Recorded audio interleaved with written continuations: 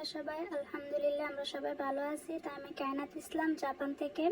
তো আজকে আমি সারাদিন কি করে আপনাদের মাঝে শেয়ার করব।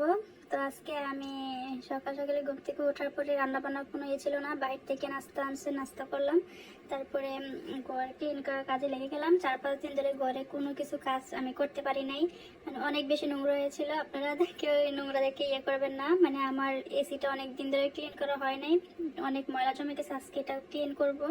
আর আজকে বাহিরে যাব বিকালে। এই 4-5 দিন তো মানে প্রত্যেক দিনই বাহিরে ঘোরাঘুরি, খাওয়া দাওয়া, বাসায় তো রান্না বান্না একদমই বন্ধ, বাসায় থাকাই হচ্ছে না।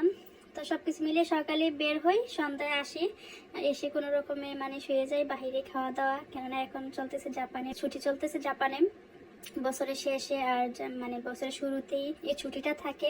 তো এই ছুটি কাটাচ্ছি আমরা, আর এই ছুটিটার জন্য আমি বসে থাকি। আমি বলতে জাপানে সবাই বসে থাকে, কেননা সবাই একটা লম্বা একটা ছুটি পায়, সবাই ঘুরতে বের হয়, মানে এটা মজা অন্যরকম। এটা মনে হয় আমাদের ঈদের থেকেও বেশি আনন্দ দেয় এই ছুটিটা। আমরা যেভাবে আনন্দ করি, ঈদে এতটা আনন্দ করা হয় না, আমাদের করি না এই ছুটিটাতে যতটা না আনন্দ আমরা করি।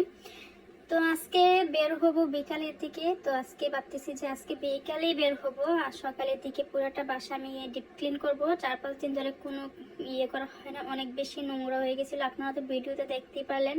আর কি করছি এটা মানে বলাই হয় নাই। আমি এই অন্য বিষয় নিয়ে কথা বলতে বলতে মানে ইয়ে হয়ে গেছি। তো দেখতেই পারলেন কি করলাম। আরো অনেক কিছু করা হয়েছে কিন্তু ভিডিওতে দেখানো হয় নাই, অনেক কাজ করা হয়েছে। তো এখন আমি সিঁড়িটা ইয়ে করতেছি, এগুলা মানে ক্লিন করতেছি। আমার কাছে ভালো লাগে পরিষ্কার রাখতে ভালো লাগে। আমি যেখানে থাকবো ওই জায়গাটা আমার একদম ক্লিন থাকতে হবে, ওইটা আমার পছন্দ।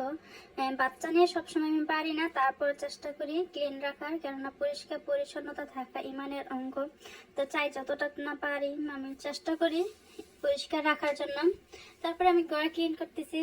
এখন বাসাটা ক্লিন করে তারপর গোসল করব, গোসল করে নামাজ পড়ে আমরা বের হয়ে যাব। আজকে বাইরে অনেক সুন্দর, মানে রোদ্র উঠছে, ওয়েদারটা অনেক বেশি সুন্দর। তার জন্য যাবতীয় যত নোংরা কাপড় ছিল সবগুলা ক্লিন করা হয়েছে। 4-5 দিন তো মানে কোনো ইয়ে করি নাই, সবগুলা বললাম না সকালে বের হতাম, সন্ধ্যায় আসতাম, তো এইভাবে চলছে। তো আজকে একদম অনেক বেশি কাজ করা হয়েছে। তো কথা বলতে বলতে আমরা বের হয়ে গেলাম, এখন যাব আমরা। এতে রেস্টুরেন্টটা অনেক বেশি দূর, আতসুকিতে, মানে আমাদের বাসা থেকে প্রায় 40 মিনিটের মতো লাগে, 40-45 মিনিট লাগে গাড়ি দিয়ে। তো আতসুকিতে আমি অনেক জায়গাতেই খাওয়া দাওয়া হয়েছে হালাল রেস্টুরেন্টে, কিন্তু আমার কাছে ভালো লাগে খাওয়া দাওয়া মোটামুটি ভালো, কিন্তু ক্লিন করা থাকে না, পরিষ্কার থাকে না, তার জন্য আমি যাই না।